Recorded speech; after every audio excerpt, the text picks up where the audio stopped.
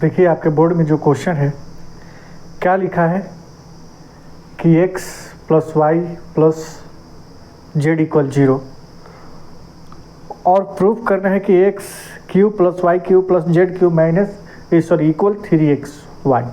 ठीक है, इसको हम लोग कर लेंगे, लेकिन इसका फार्मूला पहले लिखेंगे बेटा।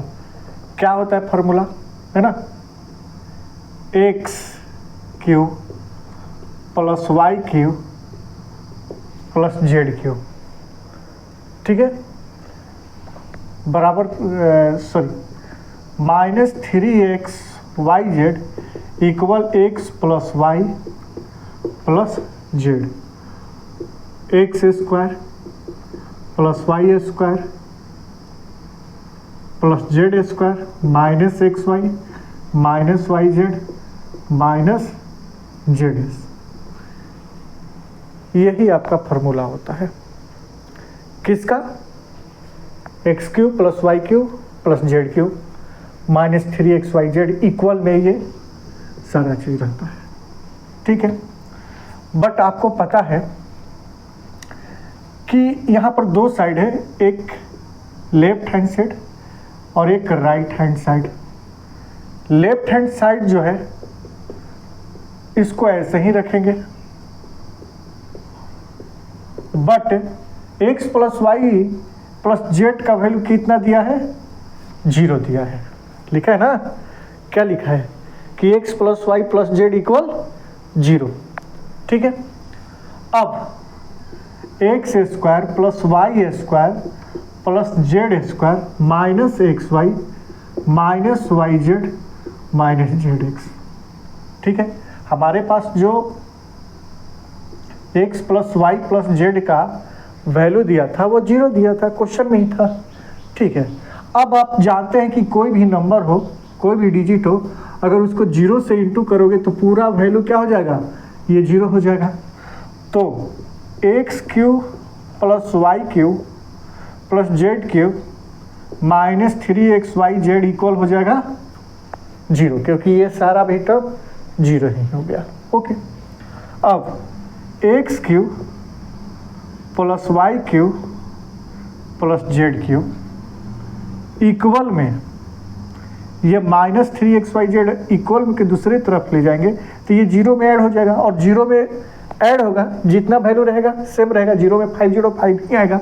तो ऐसे ही 0 में 3xyz को ऐड करोगे तो 3xyz ही होगा।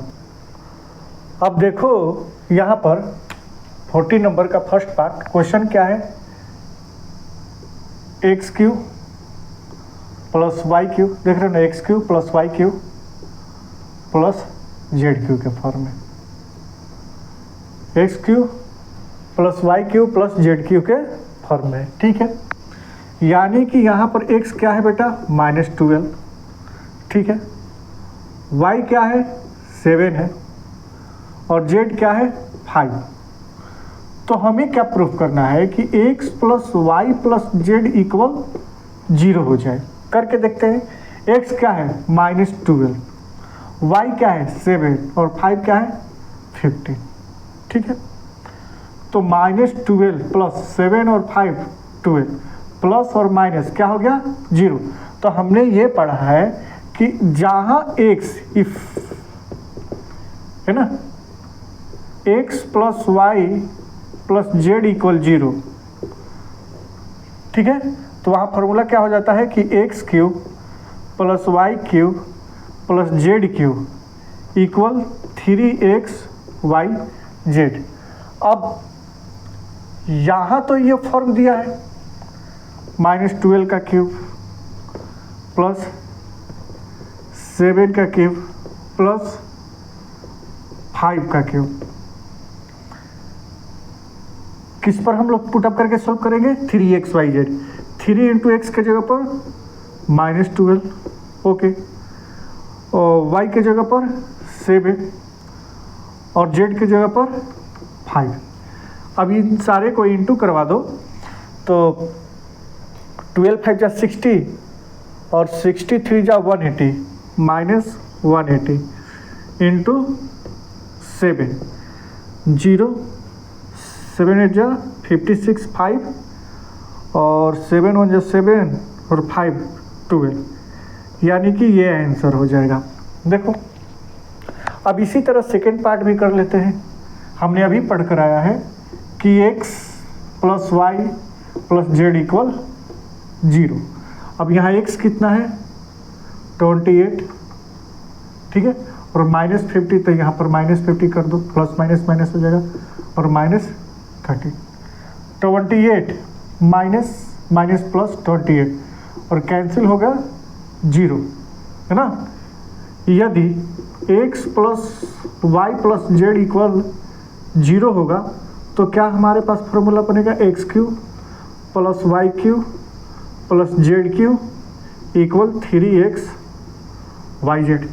x कितना है 28 का क्यूब, y कितना है -15 का क्यूब और z कितना है -13 का क्यूब।